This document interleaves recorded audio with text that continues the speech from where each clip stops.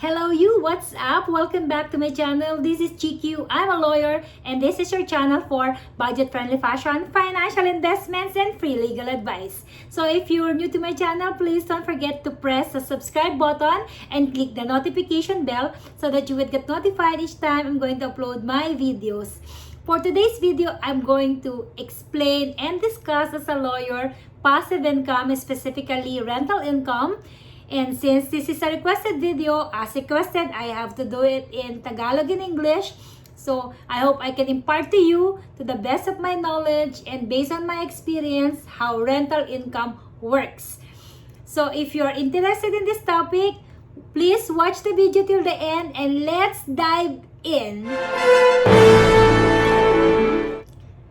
Guys, let me start this video by saying to you that since 2005, I quit my job and haven't been employed 8 to 5 job.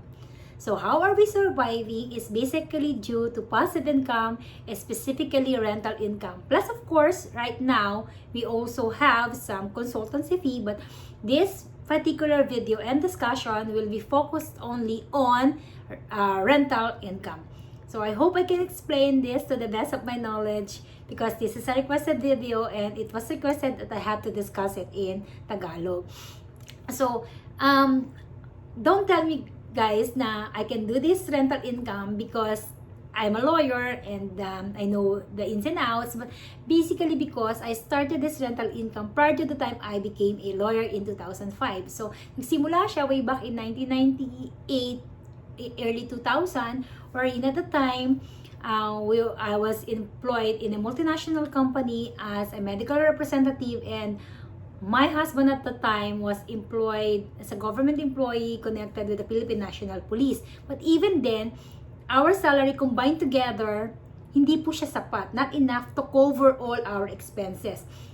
Our rents, utility bills, grocery expenses, budget allowance sa mga bata, and personal expenses namin para sa trabaho and everything.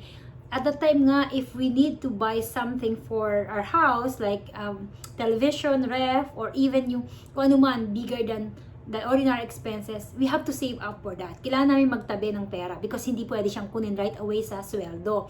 Because all our salaries, nakaalat na siya kagad. Something for the savings, something for the payment of the rent and everything. So, wala talagang sobra. So, at the time we were thinking, ano ba dapat natin gawin? We cannot have this situation for the rest of our life kasi darating ng time, lalaki yung mga bata. And they will be needing their own rooms. Second, what if kailangan nilang lumipat sa isang private school? Wala rin tayong pong bayad. Or what if they're going to enroll in college? Saan tayo kukuha? Diba? So, we're thinking first, mag-business tayo so that we can earn something out of that. But in business, we need to put up our time. But how can we do that? We, at the time, ako empleyado ko, so I have all my times in the company, and then my husband is also working. So, sino magbigay ng time para sa business? Baka malugi lang siya. Sayang lang investment namin. So, first, sabi natin, what if ang gawin natin muna is lumipat tayo ng house so that magkaroon ng presentableng bahay yung mga bata, then they'll have their own rooms, so we'll have rooms, and then separate yung kitchen natin and dining kasi as of this time, maliit masyado siya. We have no room to move.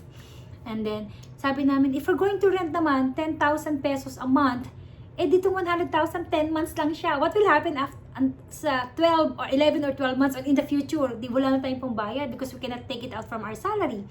Sabi natin, we can use this 100,000, sabi namin, as an investment for a passive income. So, ang ginawa namin, first, we look for an apartment sana, so, or where we can move. And then, the owner proposed, instead of us renting, gusto niya isang layong property niya sa amin. And then, ang magiging interest is that we will stay dun sa kanyang apartment as payment for the interest. And then, at the end of 1 year term, i-redeem niya yung mortgage sa amin, ibabalik niya yung 50,000, and then we'll move out to the property. So, I had a counter offer na instead of us staying in the property, why not, iparent namin sa isang third party, and then we'll just execute a contract between that third party as the lessee, and then yung owner as the lessor, and then i-assign ng lessor yung right niya sa akin to collect the rent. So, and we all both agree to that kind of situation. So, we drafted the contract of lease with deed of assignment that I will collect the rent. at the end of 1 year. If the lessee would like to renew the contract to the lessor, he or she will have to notify the owner within within period of 60 days prior to the expiration of the contract. Or kung yun namang owner gusto niya i-renew yung mortgage sa akin, kailangan din niya ako i-notify 60 days prior to the end of the mortgage contract. So we basically agreed on that. So maganda naman siya because I at the time was collecting around 4,000 pesos as rent for that particular apartment. And then we also thought that since nga dinivide ko yung pera, 50,000 lang, because I didn't want to put up the whole 100,000 in one transaction, or I didn't want to put up my eggs in one basket kasi at least para may fallback ka sana. What will happen to the 50,000? May isa ka pang 50,000. So, nakita namin nag-workout yun for the first 3 months. So what we did, basically naghanap uli kami ng ganong transaction. So we found out again another transaction. Meron kami nakita naman na isang apartment also pinasanla rin at the amount of 50,000, and then yung renta niya was only at the time parang 3,500. Mas maliit siya. But the lessee and the lessor agreed upon all these terms. So tingin naman namin maganda. So we took the offer, and then we were then collected combined together 3,500 plus 4,000. So we had all in all 7,500.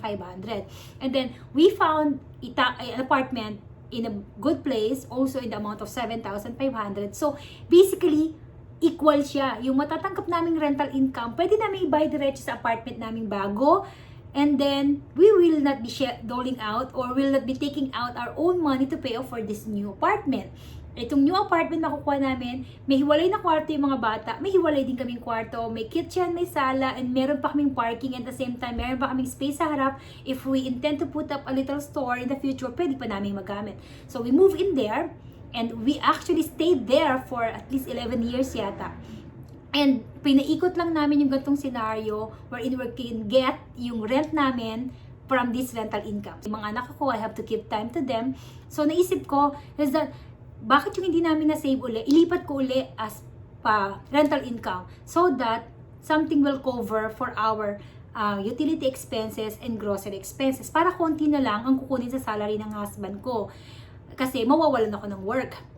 So, ginawa namin, I took another transaction at the time, and nagkuha uli kaming property, pinaparent, and then kami ang kumukuha ng income. Basically, ganun, kumita kami, then pay off for yung kinikita namin doon sa rental income na yon, nagko-cover naman ng aming utilities expenses, and at the same time, meron pa kami natitira para sa grocery namin na kailangan lang din namin pagkasyahin para wala kaming extra expenses. Ngayon, ang nanggagaling lang sa salary ng husband ko, yun na lang kailangan ng mga bata, and the rest, pwede namin i-save up para magkaroon uli kami ng another capital para sa another rental transactions. Para naman, pag may another rental transactions kami, pwede naman namin din kunin yung pangangailangan ng mga bata. At naisip namin that time, bumili pa kami ng isang tricycle. Tapos yung tricycle, ang kinikita noon, pwede namin pangbigay ng baon sa mga bata. And at the same time, yung mga bata, ang naging service nila sa school, yung tricycle. So parang safeguard na rin kami na hindi sila magko-commute kahit wala kami panahon para sunduin sila whatever. From the school going to the house, and from the house going to the school. So yun ang naging arrangement namin at time. So parang basically, because of this rental income, naku-cover namin yung renta ng apartment, yung utilities expenses, yung grocery expenses, then yung baon ng mga bata, and then nasa safeguard pa namin na nakakauwi sila by using the tricycle as their service, parang ganon. So, yung salary ng husband ko, in the same time, pwede namin masave pa yung iba, diba, at that time. And then, I was employed in 2003 yata sa government. I work in the prosecutor's office, and then I became a lawyer in 2005, but I quit right after I became a lawyer. From then on nga, hindi na ako nag-work in any corporate job. What I did was, I had this consultancy contract with at least 3 companies. Okay, why I did that is because it's like this. The first company I had to meet once a week, every Monday. The second company I had to meet every Wednesday, and the third company I have to meet every Friday. So I have 3 companies in a week, and the rest of the week I can have it as my time as a lawyer from other freelance cases and all with my family. So yung first company ko for the consultancy, I used yung income ko diyan for yung rental income ko na sa isang mas malaking townhouse, and then yung sumunod ko na second company na minimit ko every Wednesday, ginagamit ko yan for all my utility expenses and yung grocery expenses. And then yung pang third ko, ginagamit ko siya to pay off my mortgage dun sa car na kinuha ko. So, para magkaroon kami ng kotse. But the rental income na nakokollect ko from all my transaction, yun naman yung sinave up ko. So, para magkaroon kami ng savings for emergency purposes, manatili muna siya doon. And if you will ask me, why, despite meron kaming rental income, meron kaming business, and at the same time may kinikita ako, may extra money, why I did not buy a house and lot para hindi kami nagre-rent? I didn't want to do that because hindi naman permanent yung rental income. There will be times na hindi siya marirenew. So, mawawala siya sa'yo. So, hindi siya fixed. Wala siyang security of tenure. Kaya dapat nagsisave up ka.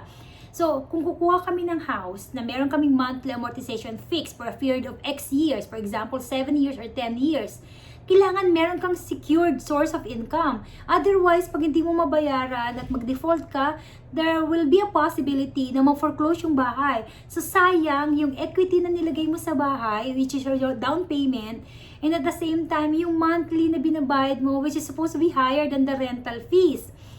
So, sabi namin, we cannot afford that kind of freeze at the time.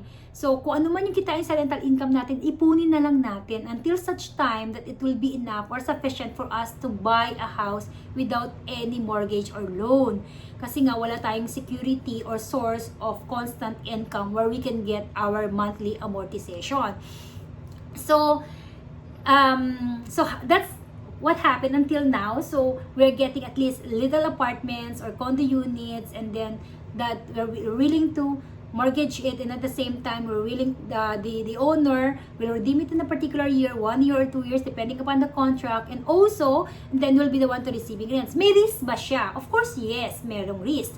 What if mag-pre-terminate yung kontrata yung renter? So what will happen? So at that period, pag nag-pre-terminate siya, mawawalan ka na makakolekta prior to the end of the contract. So dapat meron kang saving clause dun sa kontrata mo that if this particular instance happen, yung owner will be responsible to pay off that equivalent of rent to you as the proceeds, or dapat maghanap kayo ng lilipat dun kaagad para to cover up yung period na mapapre-termination, and then you will start a new contract with the owner. Second, bukod doon sa magpe-pre-terminate, may instances din na may mangyayari sa unit. Pwede yung may papagawa, may nasira. Hindi mo siya sagutin because the deed of assignment is only for you to collect the rent, because it's the owner's responsibility as the lessor to fix up kung ano man yung mga problema, like yung mga pipelines, kuryente, dingding, or whatever that will happen to the house. And then third, ano po yung pwede maging consequence? Baka hindi magbayad si lessee. Baka dumating yung time na mag-default siya, so wala kang makolekta or hindi ka talaga makakolekta. What will happen? So at that time, it's ayaw niyang umalis. So what will happen? So it's the responsibility of the owner to eject the lessee in case wala na talagang ibang choice. And then when nag-default siya sa period na yon, the lessee will be the one responsible to pay off yung rent na binabayad. Or the lessee could return to me, terminate yung mortgage agreement and return to me the full amount of 50,000 pesos or whatever is the cost of the contract. So these particular instances, you should have at least a saving clause in your kontrata so that ma-safeguard ka rin in case may mga unforeseen events or scenario that will happen during the existence of the contract. And if ever hindi rin naman ako 100% sure dun sa mga nagagawa kong kontrata na hindi nagkakaroon ng problema. Of course, may nagkakaroon ng problema. So, I've learned so much experience. So, sa next contract ko, I'll have adapt this because I don't want this thing to happen again. Ilagay ko siya sa saving clause sa next contract ko until nag-progress siya at na-develop siya ngayon as a better contract compared to what I had before. And from this 50,000, 100,000, it can grow into something bigger. And then, of course, if it will grow to something bigger, your income also, rental income, will go to something bigger. Imagine if you have an investment capital of 500,000 or 1 million, and then you spread it out as a rental income, imagine that if from 100,000 of mortgage, you can collect 5,000. The bank, if you will deposit your 100,000, cannot pay off that kind of interest because the bank doesn't pay 5% interest for your savings. Normally, they will just pay you 0.5 or 0.5% per month, which is the most. Your bank deposit is a liability. Although some things that there is a security because nakatago yung pera mo doon, anytime na kailangan mo, pwede mo ma-withdraw. But, of course, meron din namang mga risk kahit gano'n. In the same time, meron din namang risk din kapag ipinasok mo sa negosyo. So, you have to balance whether this kind of investment or money that you're going to put in an investment, siya yung money na workable for you that you will not be needing in a period of 1 year para magamit mo siya as your capital for that business. Ang naging option ko, not na mortgage anymore, but I locate property na may potential. Potential that it can be renovated and developed, and then somebody would rent it in a higher price. So, if the owner, prior to the renovation, ang presyo niya lang for rent or lease is around 50,000, and then pag na-renovate ko na siya, I can have it sublease for 70,000, then I have an extra 20,000 income for that particular transaction. Yung ginamit ko siya to renovate it, I make sure ko na sa computation ko sa income, may papasok ko siya. So, dapat yung, dahil meron akong in-apply na renovation expenses or cost, yung rent sa akin ng owner mismo will be for a period of 2 to 3 years so that I can cover all the renovation expenses in the rent that I'm going to collect from my lessee. So, makover up, maibalik ko yung pondo ng aking nagamit na funds for renovation sa aking investment capital. And then, yung extra doon would be my income out of that transaction. Yun na yung rental income na nag-evolve sa akin right now. No more the mortgage, but with some of my friends and other partners that I have with me right now, yun yung ginagawa nila. So sometimes I just get some portions at my commission from this kind of transaction na ginawa ko for them, dinesign ko for them, and this income I'm using to pay off all my expenses. So I hope guys, you learned something out of this discussion or explanation. If you have any questions or suggestions, please write it down in the comment box and I'll be happy to attend to them. Thank you very much guys, and I hope you enjoy watching my video, and see you again in my next video. Please like, subscribe, and share. Thank you very much guys. Bye!